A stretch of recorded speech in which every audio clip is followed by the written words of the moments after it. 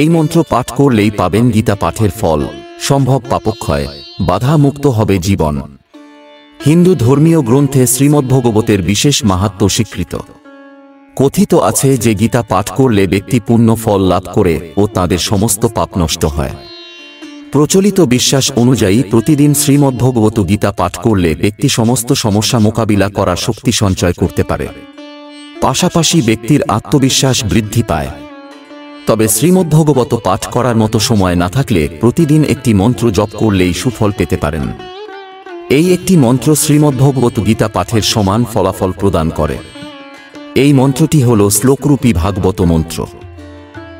আদৌ দেবকী দেব গর্ভজননম গোপী গৃহে বদ্রধনম মায়া কুজ নিকাশু তাপ হরং গোবদ্রধনধরণম কংসচ্ছেদনম কৌরবাদিহননম কুন্তিসুপাজালনম। একদ শ্রীমদ্ভাগবতম পুরাণ কথিতং শ্রীকৃষ্ণ লীলামৃতম অচ্যুতম কেশবং রামনারায়ণং কৃষ্ণ দামোদরং বাসুদেবং হরে শ্রীধরং মাধবং গোপিকাবল্লভং জানকী নায়কং রামচন্দ্রং ভজে।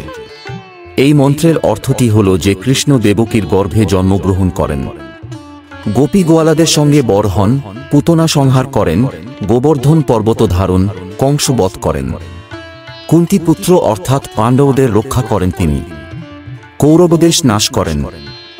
এভাবে নিজের ক্রিয়াকলাপের মাধ্যমে সংসারে নিজের লীলা খেলা দেখান কৃষ্ণ। জ্যোতিষশাস্ত্রে অনুযায়ী এই এক শ্লোকী মন্ত্র জপ অত্যন্ত শুভ।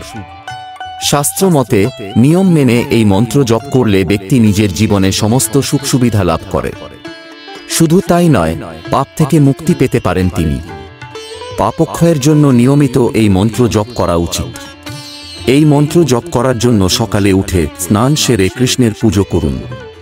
তারপর তুলসী মালা দিয়ে এই মন্ত্র জপ করুন।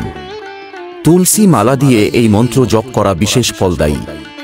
প্রতিদিন 5 মালা জপ করলে বিষ্ণুর আশীর্বাদ লাভ করবেন।